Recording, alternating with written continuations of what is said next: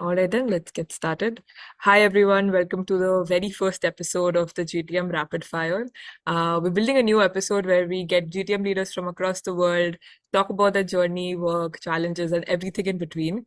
Now, we're in an epidemic of like dwindling attention span, right? We don't need another podcast, but we do need to have conversations. So I switched up a format a little, and every episode will bring in one superstar guest and ask them only 5 questions. We'll have a little room for like follow-up questions to get into more detail, but it will be very focused, informative, and fun. Our very first guest is really special. I think if I call him a superstar, I wouldn't be doing justice to all that he has achieved till now. He is the best-selling author of the book Product Marketing Wisdom. He has been one of the most top influential product marketing influencers. He has been the global top 50 product marketing creator. He has an MBA from Chicago Booth and a master's degree from Stanford University, and he's been featured as a product expert on BBC TV and so many other platforms. Nitin, welcome to the show. Thank you so much for agreeing to be our first guest. And like before we jump into like the 5 questions, why don't you just give us like a brief recap of your wonderful journey? It's like it's a dream. Everything that you have achieved. It's such a perfect profile to have. Thank you. Thank you, Ritika. Really nice to be here. And I'm very humbled by your introduction. I think all of us, what I've realized is we all have magic within us. We all have our superpowers that we are endowed with. And it's just a matter of discovering what those superpowers are. A little bit about my journey. I was born in India. I did my high school in Tanzania, in Africa. And then I came to the US for my college. I initially got my degree in computer science. And then I realized that I wanted to get closer to the market and customers. So then I made a pivot into marketing. I've had the opportunity to work at many amazing companies. I've worked in telecom, I've worked in media, I've worked in e-commerce, in healthcare, public safety. So really, really amazing opportunities that I've had.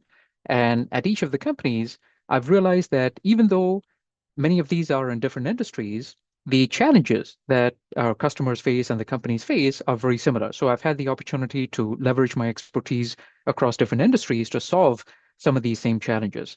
And like you mentioned, I've also had the opportunity to write my own book, Product Marketing Wisdom, and I'm really humbled that already it is an Amazon bestseller.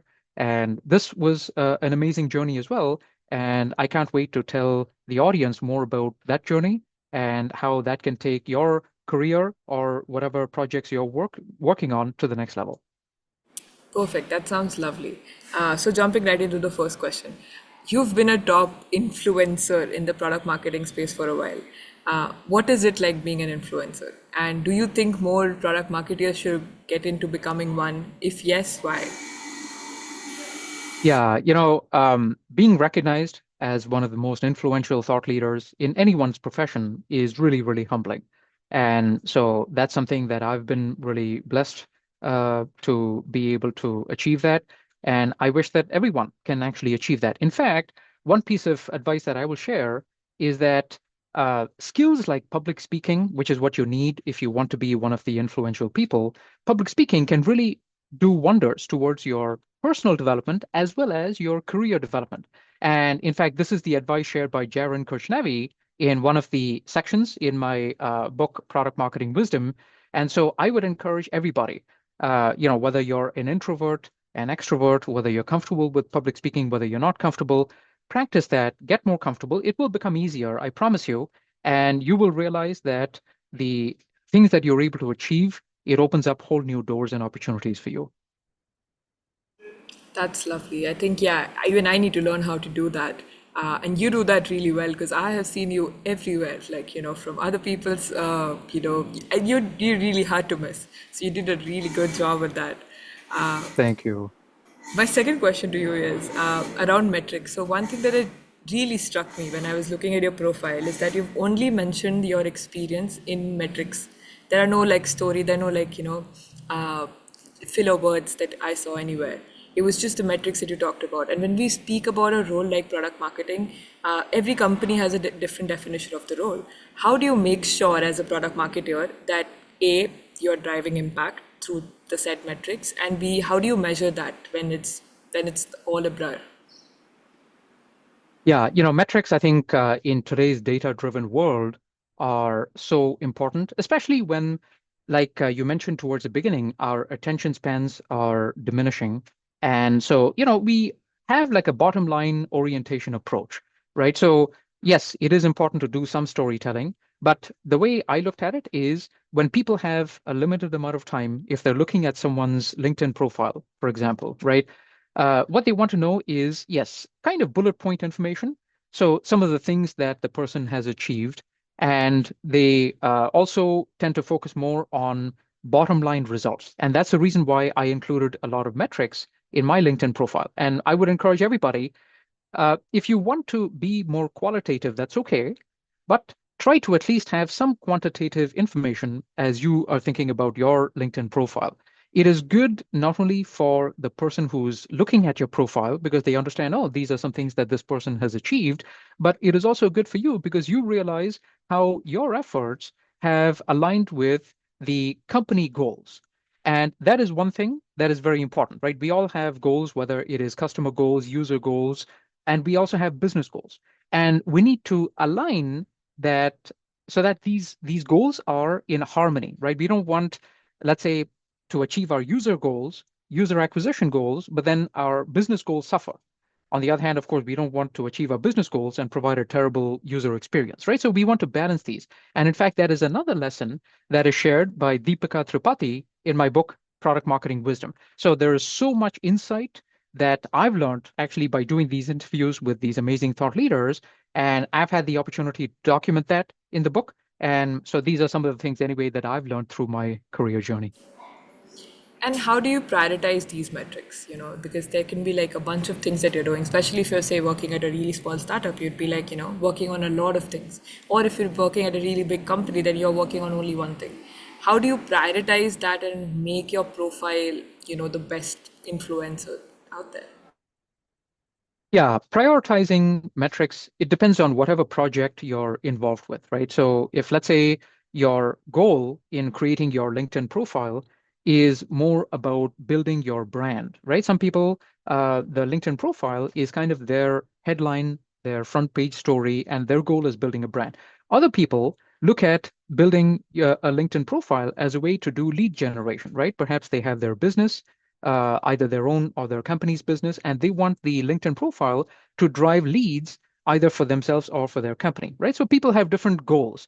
Whether they want the acquisition of new leads, they may also have a case to be made about retention, where if, let's say, they are kind of a spokesperson for their own product or their company's product, and they want the LinkedIn profile to be able to help customers understand that, hey, this is the kind of company I want to be with. This is the kind of product I want because this person is a real thought leader or a real superstar in their profession, right? So, first, I would say before you prioritize, identify what your goals are. And then generally, we find that there's a trade off between brand and product or acquisition. And so here, I'll give you another example because some of these, it's hard to talk in vague terms. So in many cases, companies or even individuals, they may realize that they're doing very well on the acquisition side. They're able to get views or engagement or users or customers, right? Acquisition is really strong. On the other hand, they may find that retention is very poor. So people come in the funnel and then they do the engagement or whatever it is, but then they don't tend to stick around too long, right? So if it is a LinkedIn profile, for example, if you want them to go along a journey where first maybe they check out some content that you have on LinkedIn, and then you want them to engage and maybe buy something on your company website or on your own website, retention may not be very strong. In that case, what that tells you is you may have your brand maybe in a healthy position, but your product, whatever you're selling, whatever you're offering, that is what needs some work, right? People come in and then they're not very excited. And so you need to focus more on the product, whatever you're offering. On the other hand, people have the opposite problem as well, where sometimes when people come in the funnel, the retention is great, right? They love your content, whether it is on LinkedIn or maybe on your company website. They love your product and they're kind of a customer for life. The problem is not many people come in the front door, right? So you have an acquisition problem. So if your retention is great, but your acquisition metrics are not in a very strong place, then what that tells you is your brand and how your messaging, inviting people to come in the front door. That is what needs more work. So the question about how do you prioritize these metrics is very case by case, but hopefully this gives you an example to focus on brand versus product issues. And in fact, this is yet another case that is shared by Megan Pratt in my bestseller, Product Marketing Wisdom. So there's so much that we can learn by the skills of product marketing, and we can apply to our own projects, our company's projects, and so much more. That was really, really detailed. I think that was really because the difference between brand and product is something that all marketeers, all of us struggle with. And how you just broke it down, it was really, really valuable. Uh, Moving on, you've already talked about your book, but let's talk about it even more now. What made you write that book? And you've featured a lot of top influencers and people who have actually worked in the space for so long and have done such good work. What gave you the idea that, like, hey, I want to write a book, this is the reason? And how has the journey been like? How long did it take? Give us the BTS. Yes. Yes, yes. It's been an amazing journey, but let me tell you first why, right? And this is actually a microcosm in product marketing. So, in product marketing, one of the skills that we need is market and competitive research. And so, what I did is I tried to understand my audience. I've been doing these interviews, these 2-minute video interviews. The audience has been giving me very strong reviews about that. They really, really enjoy it. They learn. And as we mentioned, because people's attention spans are reducing, 2 minutes is a great, it's like nothing. You may be on your lunch break, or you maybe have 2 minutes between meetings or what have you. You have a coffee break. You can just go check out in 2 minutes. So I was getting very, very strong rave reviews about that. I was also as part of my research, I was getting feedback that people love the content, but because I post almost every day, they may not be able to catch it every day, right? So they may catch it maybe once a week or a couple of times a week, and then they have this FOMO, the fear of missing out. Oh, I missed yesterday's episode. I missed, 2, 3 episodes this week. So that was one feedback that I was getting from my audience. The other feedback I was getting is people love the content, but not everyone loves watching videos, right? And videos, some people are visual, they like videos, some people like to read, right? So people were saying, hey, I love your content, but is there like a different format that you can provide that in, right? Not video, but like somewhere I can like sit down and like read this thing. Okay, so those two were the genesis of me deciding to write a book, because I said, okay, on the one hand, people have one challenge, which is they may not catch every day, what the content I post. Second is they may catch it, but video is not their thing. They prefer to read. So I said, what better way than to have a book where essentially I document these amazing interviews, right? And I have takeaways, and it's over 100 different interviews that I've documented in Product Marketing Wisdom, and it's been an amazing journey. So you asked, how long did it take? The initial idea came to me when I was gathering all this feedback in October 2024. So just a couple months ago. And I then, said, okay, hey, you know what? I have to write a book. People are telling me that this is what they want. But then I was kind of a little intimidated, right? I'd never written a book before. And I always heard, oh, writing a book is a huge deal and takes a lot of work. So I said, okay, let me try to figure this out. Again, product marketing skills, right? So we try to research. So I did some research, and I realized that technology these days makes publishing a book more easy than ever before. It's not, like rainbows and cupcakes. Yeah, there, of course, there are some challenges, but it is more easy than it was 5 years ago, 10 years ago, 20 years ago. And now it's almost like, see, in the olden days, the hard part was getting the book published, writing the book and all that was kind of the easy part. Now, publishing is almost the easy part because of all the technology and services and tools and capabilities that we have. Writing the book, like people have written millions of books. Okay, so what is your unique point of view? So coming up with something unique that you want to write about, that is, of course, the challenge. And then, of course, promoting the book, right? Just because you write a book doesn't mean that thing is going to sell itself, right? You have to constantly be promoting that.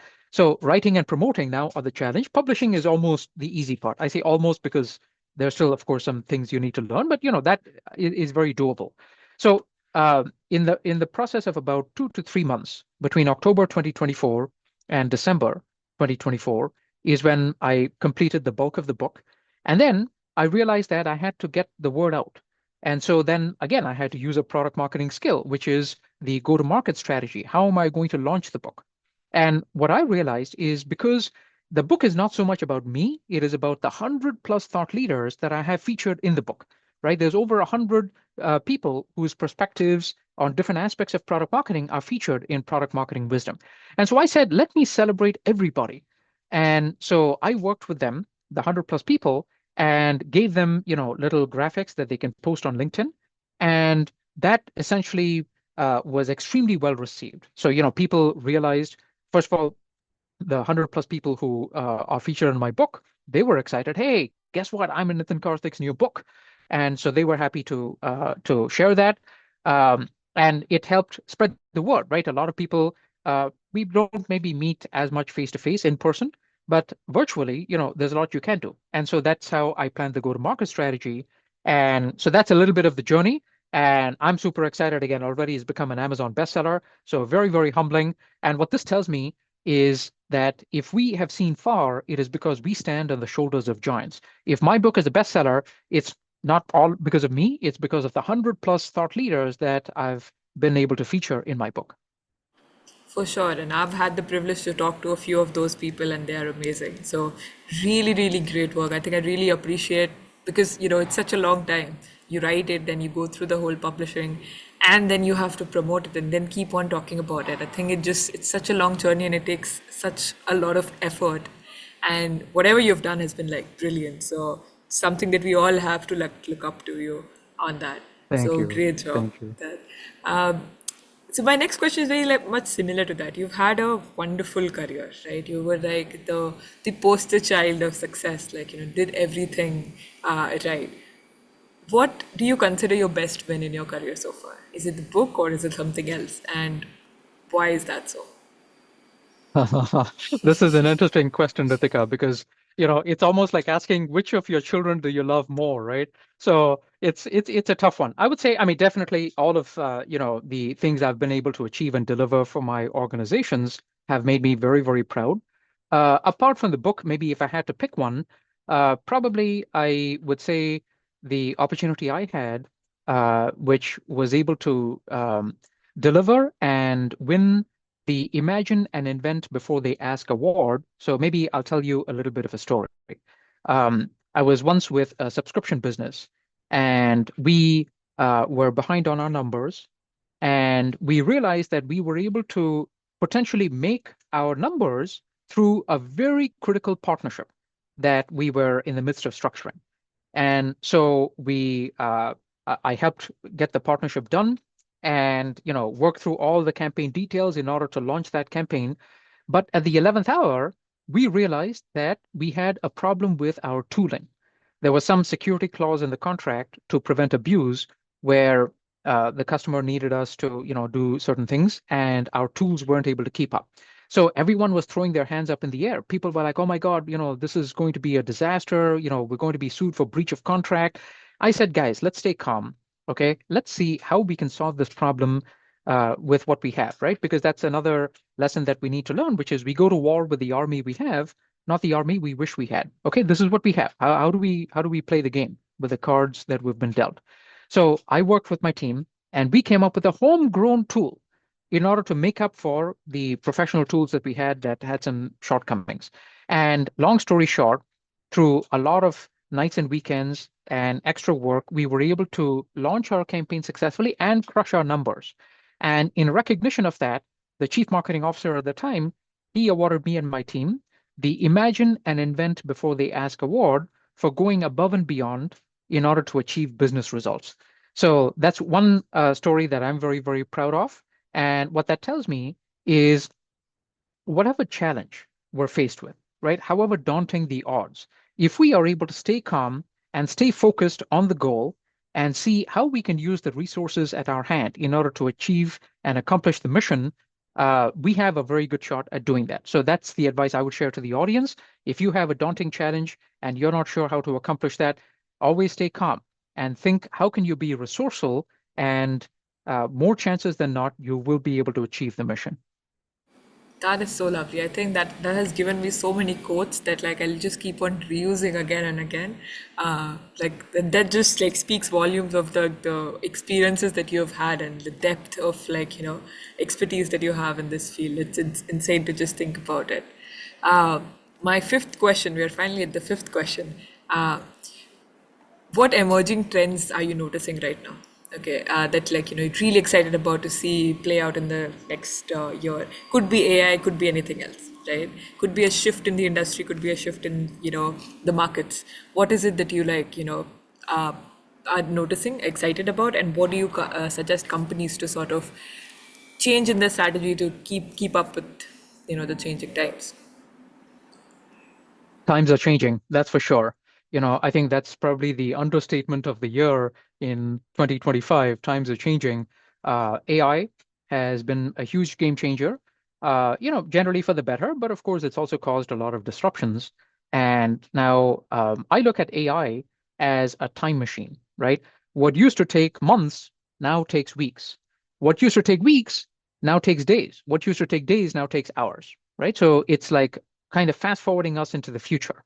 But that also means that if you're a company and you're thinking how to leverage AI in order to accomplish your goals, you will realize that you are able to do a lot more with a lot less. And one of the unfortunate aspects of that is a lot of companies are engaging in kind of a race to the bottom in terms of, letting go people. And while that is unfortunate, what that also means is for the future is fractional.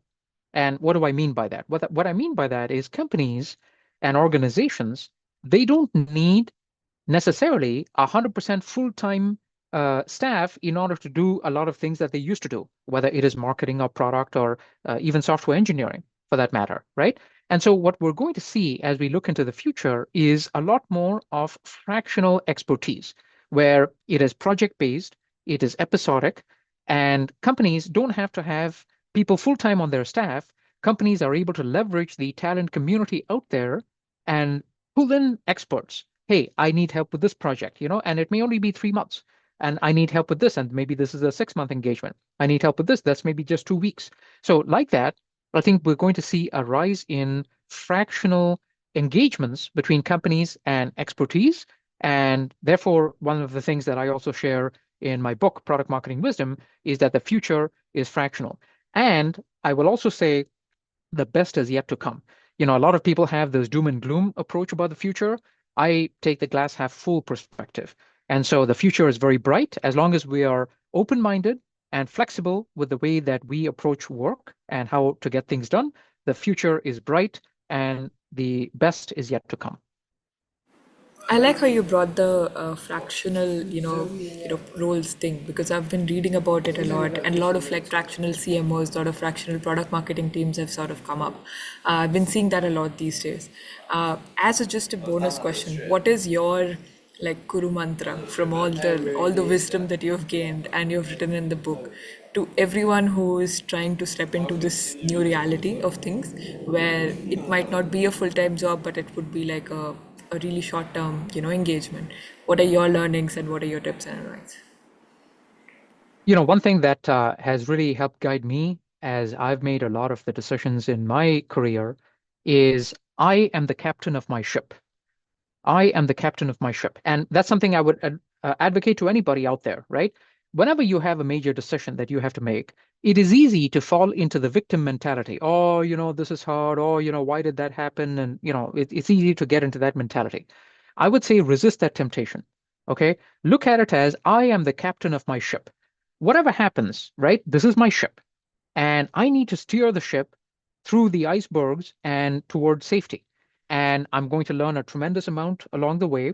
I'm going to grow as an individual along the way. I'm going to achieve tremendous things along the way, right? No pain, no gain. So always remember, I am the captain of my ship. That is something that has been guiding me and has served me very well. And I would recommend that to anyone out there who is looking for inspiration and advice on how to deal with decisions that you're facing.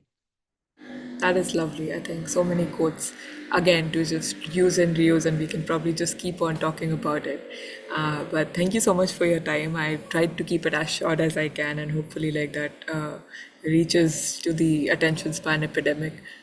So thank you so much for joining in. It was lovely having you. Yeah, and that was the first Wonderful. episode. Yes. Thank you, Ritika. It was great being here, and can't wait to get even more insights to the audience. So thank you very much for the opportunity. Thank you.